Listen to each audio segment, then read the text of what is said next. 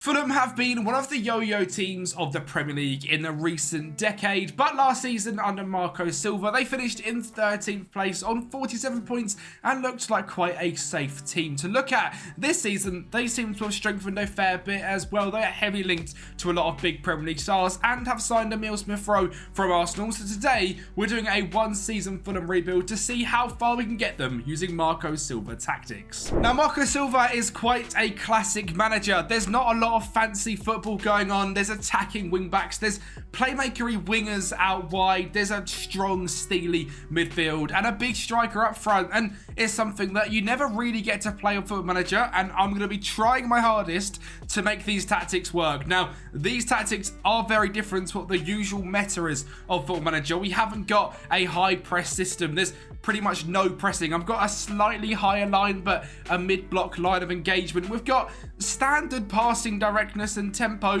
and we don't really go anywhere with the ball. We like to keep possession and whip the ball into the box. And to be honest, it works a lot in real life under Marco Silva. So we're seeing if we can work today with Fulham. We have got their star new signing of Emile Smith-Rowe in the central attacking midfielder spot. We have, of course, lost our anchor in midfield in João Palhinha. We'll be looking to Alex Iwobi to potentially take that role. We've also got Andreas Pereira that can play in there. We've got Sasha Lukic. We've got Tom Cairn, and we've got Harrison Reed. A lot of options. Willian has been a revelation out at right wing as well, and the sign obviously a lone left back in Sessegnon, but I think he's still the backup to Anthony Robinson. We are looking at a brand new centre back and a brand new left winger to complete this team, and there are linked to a couple of players which are very, very exciting. Number one being Diego Carlos from Aston Villa. He is a centre-back which comes to the Premier League under Villa and has done fairly decent, but maybe not got the game time he was wishing for. So would be a great player to get into a fairly young Aston Villa side,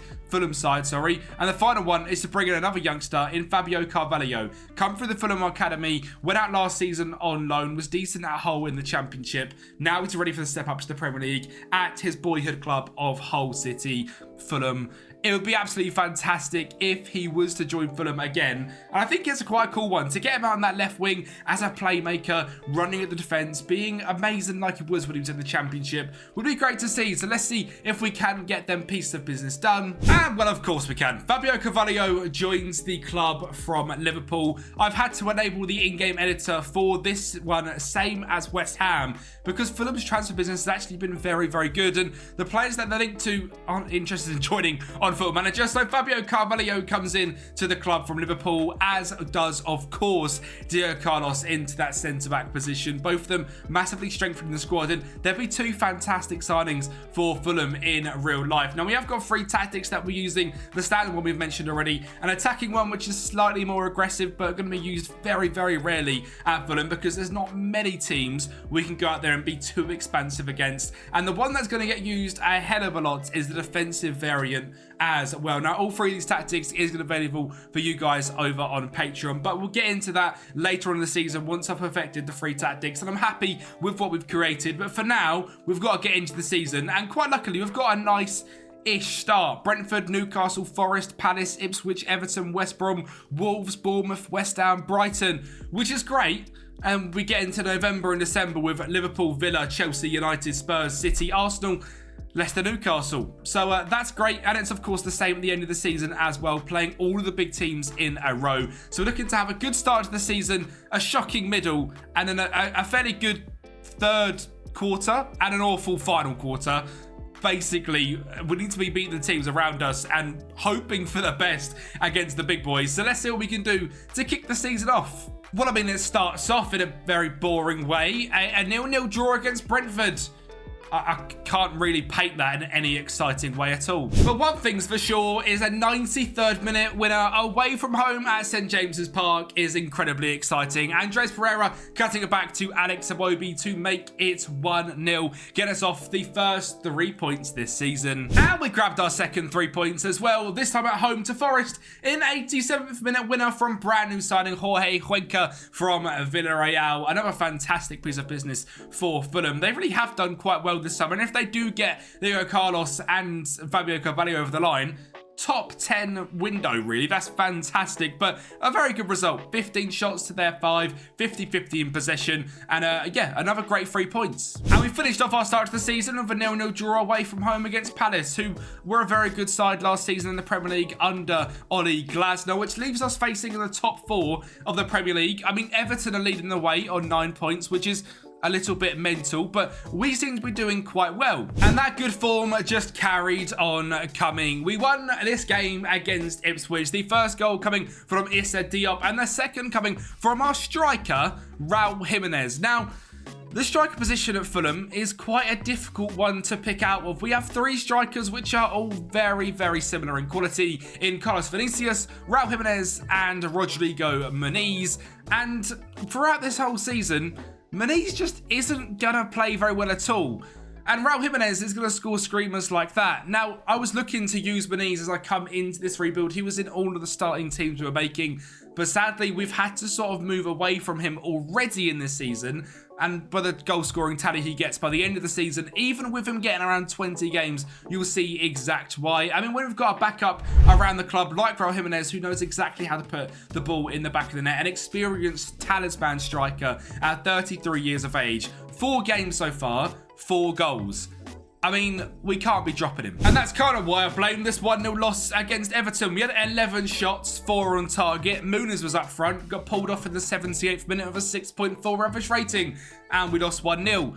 So sadly, 3 points dropped and our first loss of this season. And well, technically we got our second as well. In the Carabao Cup second round, we played against Crawley and beat them 2-0. In the third round, we took it all the way to penalties against Nottingham Forest and sadly ended up losing on penalties. And the worst thing for this game is Raul Jimenez was injured and he's coming back as we get to the end of October. So he's out for around 6 weeks, which means goal scoring is going to be tough. So we'll have to go outside of our strikers. Harry Wilson gives us a 1-0 victory over West Brom before facing up against Wolves away from home at the Molineux, a club that are quite comparable to Fulham in their starting 11. Well, we are going to blow them away. Smith Rowe scores a great goal there to find Alex Iwobi to grab the second in the game. Wolves are going to grab a goal back from the penalty spot, but does that even count? Well, we're going to cancel it out straight away. A corner whipped into the back stick for Diop to make it 3-1, and Carlos Vinicius scores from the spot to make it 4-1 before half-time. And in the second half of this game,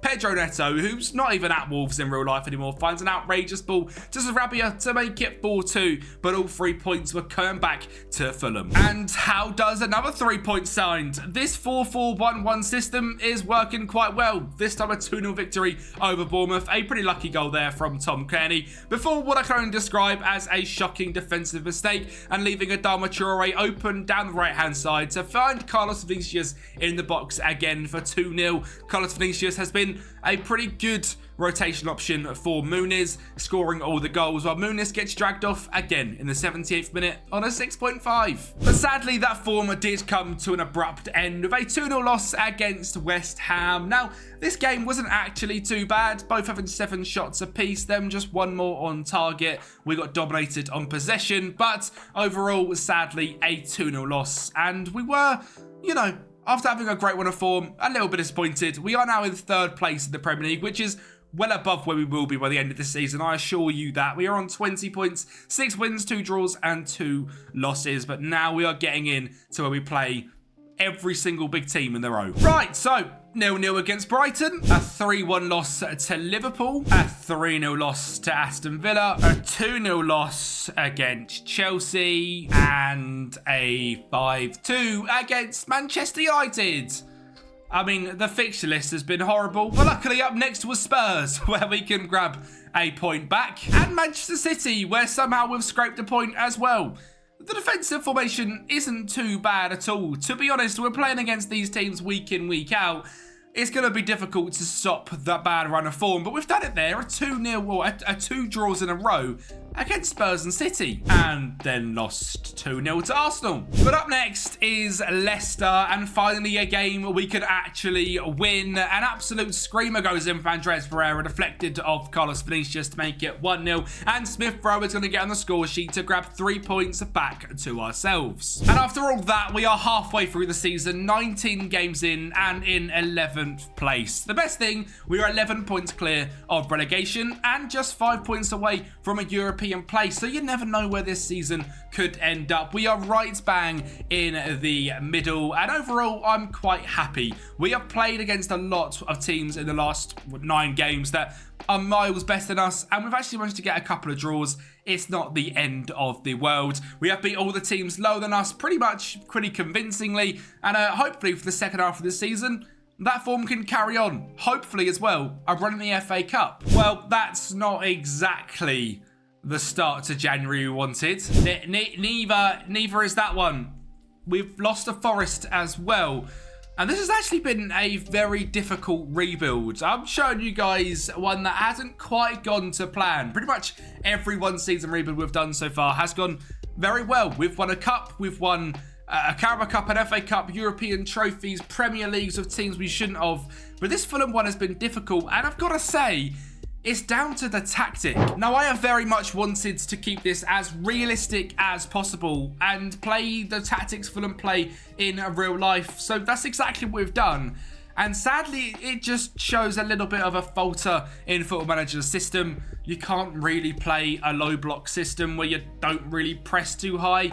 You counter a little bit at a semi-tempoed pace, and it's how Fulham play in real life, and it doesn't really work on Football Manager. Now, I very much could have got this team into finishing in top 4 if I just plugged in one of my best 4-2-3-1s, but overall, I'm sort of making this video to do the Fulham one-season rebuild, which every team is getting in the Premier League. We have 4 or 5 to go, but also to sort of show that tactics in FM are pretty one-dimensional this year. They are 4-2-3-1, gegenpress, high press, score lots of goals, press teams very high. Same with the 4-3-3. You can play a pretty nice 3-back, but if you want to try and play a low block system, which teams like Fulham or Sean Dyche at Everton certainly do, it just doesn't quite work, and it's very, very frustrating. You can see these roles are quite different to what they were at the start of the season. I will still go through the tactics. I don't think it's a bad tactic for what it is. I just don't think you can overachieve with a low block tactic like you can in real life, which sort of means we're most likely going to finish in mid-table this season. If you do want to download this Fulham rebuild, which to be fair, at the end of season 1, regardless of where we finish, is another year into the future, the link is down below on Patreon, as are the 3 of these tactics to download. But to go through, we have Leno in goal, Mbabu at right back on a wing back on attack with cross more often and stay wider, with Robinson on the same on the left hand side, really trying to get beyond these wingers. 2 ball-playing defenders on defence in the centre back roles. Honestly, they probably should be central defenders on defend. It would just make the tactic even worse and would play the ball even less. We have a winger on support on the left-hand side and the right-hand side. Again, these I've tried at a winger, I've tried at wide playmaker. Doesn't work anywhere near as well as the winger does. So Sessegnon and Willie are on the winger on support. A ball midfielder on support in the middle on pass it shorter, looking to keep it simple and distribute to the box-to-box, who's on shoot more often, close down more and tackle harder. And the attacking midfielder on support in Cam, who's really our creative outlet on roam from position, moving the channels and close down more, with a complete forward on attack up front. It is set to a positive mentality. Again, it probably should be cautious, but it just does not work in the slightest. In possession, standard width, tempo, and passing directness. Play a defence down the left and the right. Run a defence with whipped crosses. In transition, we are countering and taking short kicks, but realistically, we can go to the flanks, into the middle, or into the fullbacks or centre-backs. And out of possession, 1 tick on the higher defensive line, a mid-block, stop crosses, prevent short goal distribution, and standard on the trigger press. It is a very a neutral formation. We are looking to invite a little bit of pressure and try and whip balls into the box and score goals that way. And that sort of shows exactly how, in the fact that our goal scorers, Vinicius is on 5, Jimenez is on 4 still because of his injury, then hasn't played since. Diop's on 3, Iwobi's on 3, and we're in February. So, yeah, if you want to play a low block system, you won't score many goals, but you'll be decent defensively. which I guess is fun. But yeah, pretty much the rest of January, we did manage to beat Palace. We beat Manchester United in the FA Cup and Colchester as well. So we are into the FA Cup 5th round. We drew to Ipswich, which is quite disappointing. And we'll go through the rest of the season now. And well, to be fair, in February, we actually turned our form around again, playing against teams that we should be beating. We were beating them. A great ball there from Pereira to find Sessegnon, and a penalty kick from Willian for a 2-0 victory. Up next was West Brom, getting 6 points over the Baggies thanks to a goal from captain Tom Kearney. We did then get back-to-back draws against Wolves and Bournemouth, where it was 2-2.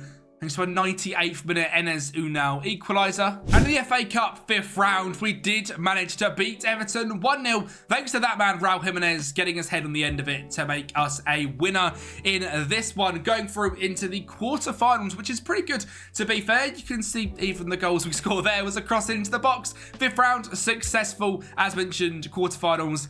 We have got Liverpool, who in the Premier League are doing quite well and battling Manchester City. And if all goes to plan, they will end up winning the league as they have got games in hand. We are sitting in 11th with 10 games to go on 41 points. We are certainly clear, 21 points clear of relegation. But getting into the top 6 or 7 is going to be extremely tough. And well, sadly, the FA Cup run came to a pretty abrupt end, losing 4-1. Fabio Carvalho got on the score sheet, but overall, we got absolutely battered. Well, with 10 games to go, we were looking to make a charge into the European place in the Premier League until we got 2 shots for us and 22 against us against West Ham and lost 2-0. We did scrape a lucky victory against Brighton thanks to a Willian penalty. Before facing up against Aston Villa again, we were looking to get 3 points again, and Willian scored from the spot yet again before Andreas Pereira scores to make it 2-0, and guess what? It's going to be 3 as well. Sessegnon fires it into the box and Carlos Vinicius heads home for 3. And we are going to get a 4th. Andreas Pereira whips it in. Cuenca is there. 4-0 to the mighty Fulham. Aston Villa are going to grab a couple of goals back, making this one 4-2. But a massive victory against one of the teams competing for the top 4 in the Premier League. Certainly a big morale boost with this 3 points. Which you gotta say, 2-2 victory against Chelsea. And our final victory of the season came up against my club, Manchester United, where Kenny Tete goes off to a 1-0 start before Harrison Reed fires it in. It gets deflective and Iwobi scores to make it 2-0. And sadly, that was the last win of this season. Well, actually, until the final day of the season. We lost to Spurs 5-2, Liverpool 3-1, City 1-0. Arsenal 3-1 before facing up against Leicester on the final day of the season, where Adama Traore's ridiculous pace grabbed a hat-trick as Leicester were tired after finishing bottom of the Premier League, and we win 4-2. And to be honest, it's mid-table. 54 points, a -4 goal difference, no trophies. I don't actually hate it. It's the first one we've done. We've not absolutely smashed it, showing maybe a little bit of a flaw in the FM sort of meta that you can't play a defensive low block system. And we've come top 10. I mean, it's not the end of the world. Carlos Vinicius scored 9 goals and got 2 assists. That's pretty much it in terms of average rating. Bert Leno was pretty good, and so was Alex Iwobi in his brand new ball-winning midfielder role. But overall, a lot of improvements we've done with this Fulham side, which you guys are more than welcome to pick up over on Patreon. You got yourself £55 million to spend. Apologies, a bit of a short one, Fulham fans. I just think you're a little bit of a way off for the Premier League compared to other teams. And with the system you play, I can't really break the game and make it so we win everything. Thank you so much for watching. Like the video, subscribe to the channel, and I'll speak to you next time.